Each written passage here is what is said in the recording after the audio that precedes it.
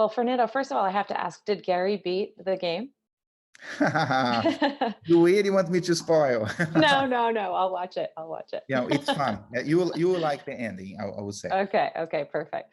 Well, thank you so much for joining today. I mean, I guess I just, kind of wanted to start off with, obviously you made the switch last year to Activision Blizzard. You're there almost a year now. What have you learned in the past year, and any surprises? Well, I've learned a lot,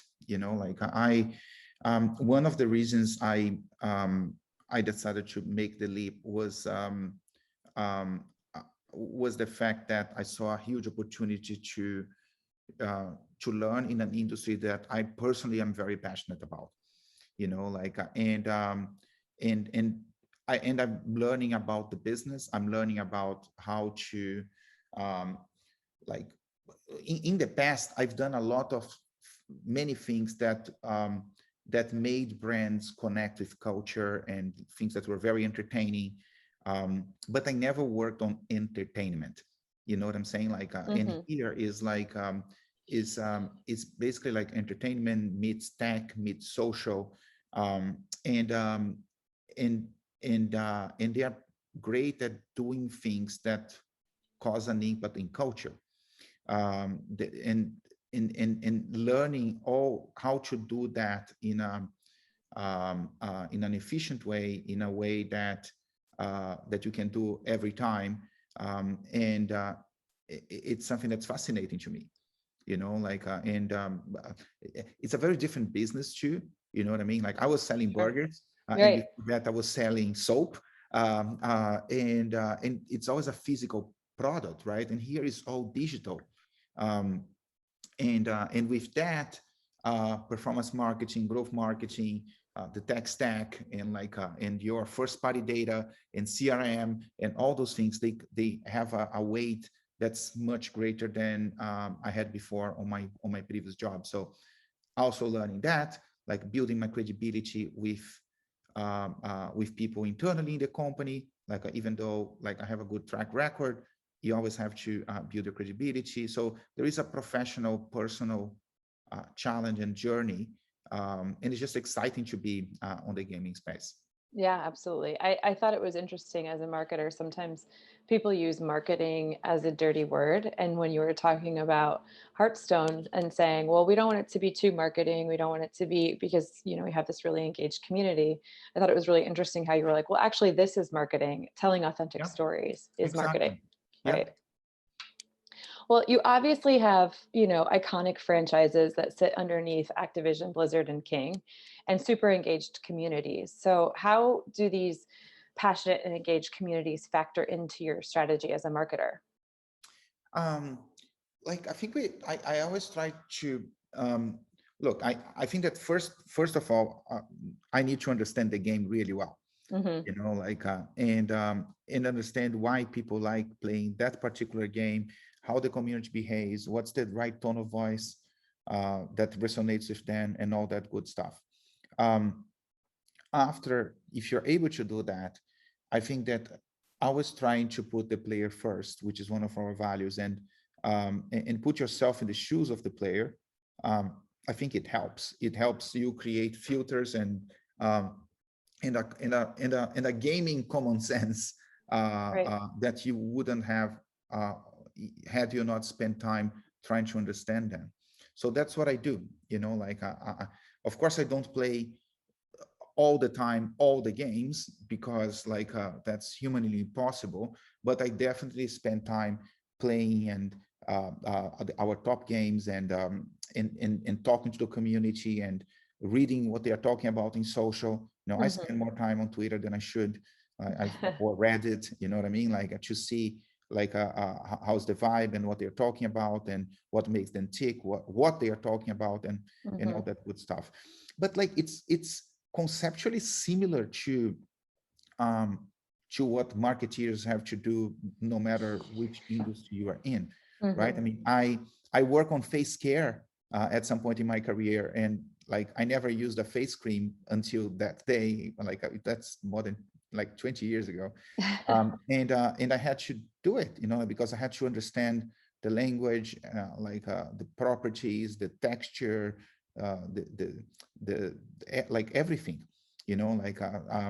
and I think as a marketeer, the more you immerse yourself in the world of your consumer and of your product or your service, the better job you will do. Sure, absolutely. Do you still use the face cream? Not really. I use sunscreen. Okay, there you go.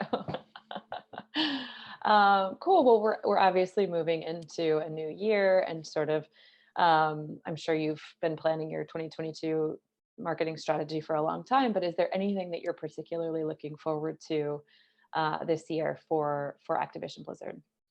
Yeah, a couple of things, right? I think that I'm looking forward to doing things that will make an even bigger impact in culture. Mm-hmm. I love when we do a campaign or when we do an initiative that becomes like unmissable. You know what I mean? Wherever you go, you find someone talking about that, or whatever social media channel you go, people are going to be posting, talking, uh, editing, and him mixing, you know what I mean, what you did. And I think that in gaming, we have the responsibility of doing that even more so than I had in some of the previous brands that I worked on. Mm-hmm. You know what I mean, we were when I was working Burger King, Popeyes, Tim Hortons, Unilever, we are always trying to do things that will make the brand the talk of the town.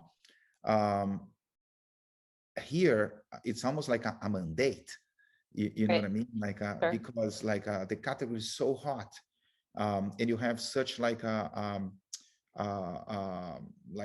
crazy in love community of players for that specific franchise, that if you do things right, you should become the talk of the town.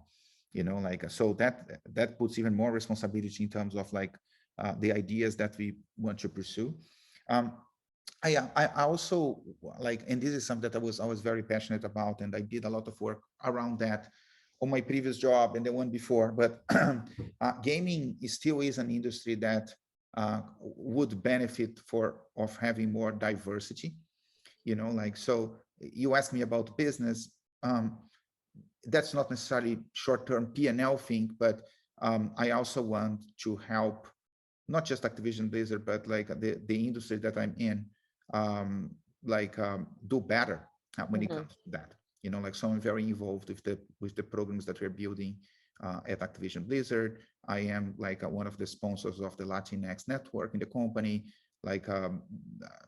I want to do more D&I related things and find Mm-hmm. better gender balance in the teams. I'll be pushing very hard on that agenda. Awesome. And I guess it's probably internally and amongst all of the gamers, right? I mean, gaming is typically thought of as generally more male focused, although I'm sure that you have many games that cover, that sort of Yeah, are on the other side of that. But yeah. I imagine it's across your audiences as well. Yeah, it depends on the game. There are some that are more than others, Mm-hmm. but it's an opportunity, right? I mean, if you think about Call of Duty skews more male, but if I have proper female representation on the team, and we're getting better and better at that. Our GM for Call of Duty, she is on the business unit of Activision. She's female, very senior in the organization. The more we have representation, the more we will come up with ideas and projects that will attract more the female audience, which is an opportunity to grow. Right. You know what I mean? So it's not just the right thing to do as a human being, but also good for the business. And I think that when we can marry those two things, you can create something that's sustainable and that the company can pursue. And that's one of my hopes here. Cool. Well, just shifting gears a little bit, you sort of mentioned Call of Duty, the mobile game, and I know that there's obviously hardware and tech and AR and VR. How are you thinking about the merging of devices and sort of the proliferation of your brands across devices, like you said, with mobile versus Yeah. headsets versus hardware? Yeah, I think that mobile is a huge opportunity. You know what I mean? Like, I'm Brazilian.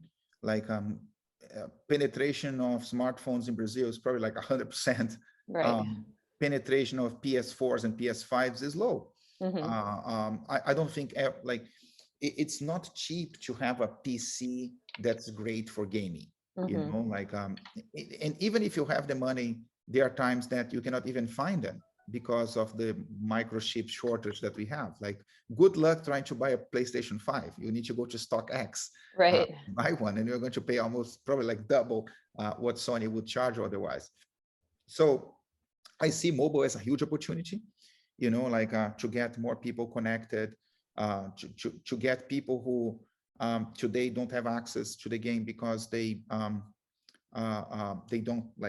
have a PC or they don't have a PlayStation.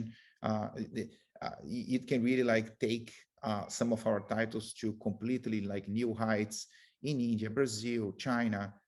You know, like, if you have better mobile games, and like my iPhone is probably as powerful as a PS4. Hmm.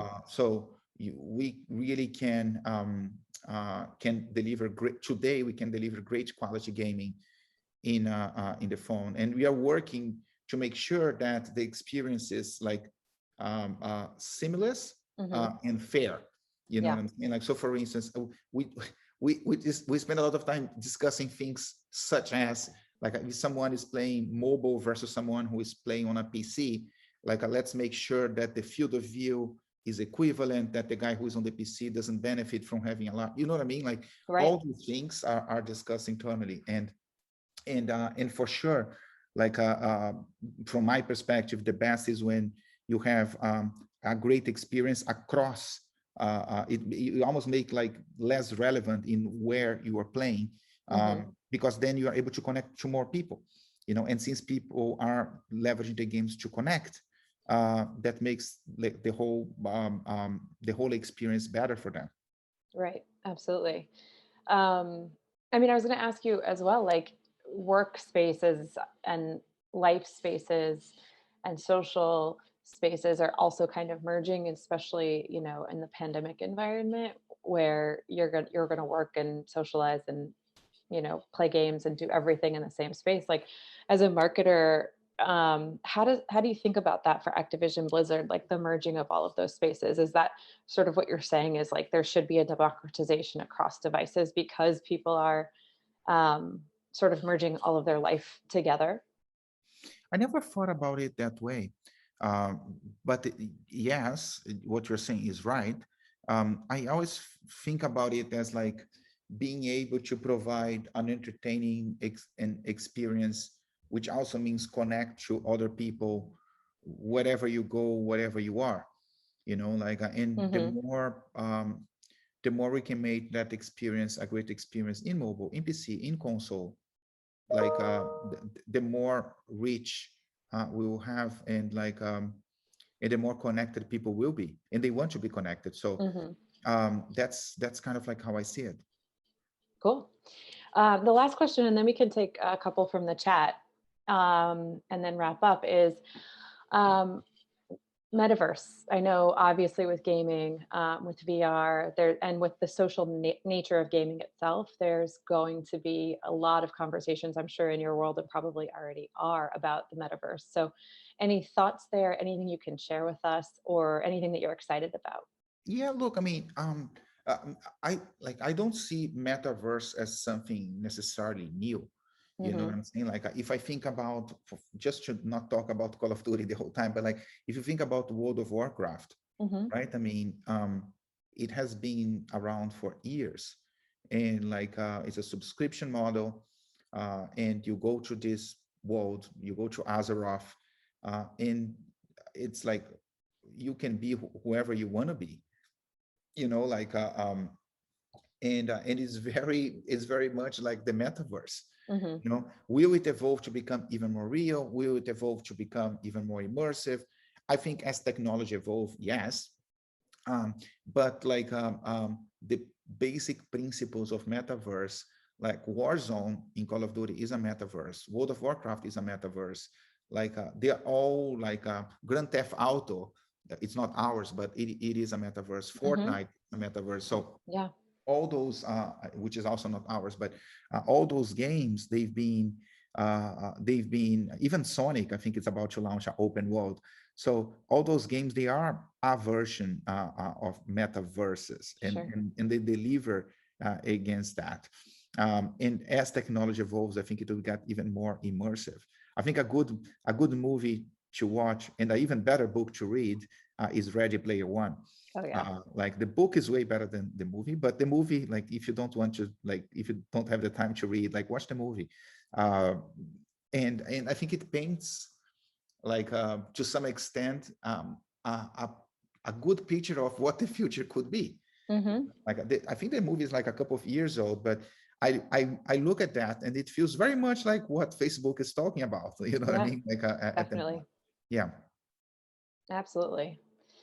All right, so I have to watch the Gary Kasparov movie and Ready Player One. That's on my Yeah. list. The Kasparov is easy. It's like 10 minutes. Okay. Excellent. All right, we'll take one from the audience and then I think we can wrap up. So we have, if gaming is really emerging as entertainment, how can a brand start engaging with a game? Any basics or tips to start off? Look, what I would do is like, I would first think like, okay, what's the target audience that I'm trying to reach, right? I mean, and have some sort of definition of that segment. The name of the movie is Ready Player One. I can even put it here on the chat. Ready Player One. I think it's Spielberg, maybe. I might be wrong about that. It is. Yeah. So I would first like, okay, I want to go after this target audience, like female, age, this from this, yeah, whatever. And then I would try to see what games do a good job reaching that target audience, like like, and then I would try to understand the game and see why people are playing the game, and I would then try to understand how the community interact with each other, how the community interact with the game, like what do they value, like how can I add value to them, um, and then I would start thinking, ideating, like promotions, ideas, advertising that would connect with them in an authentic way. It's almost like you need to be part of the community to be able to talk to the community.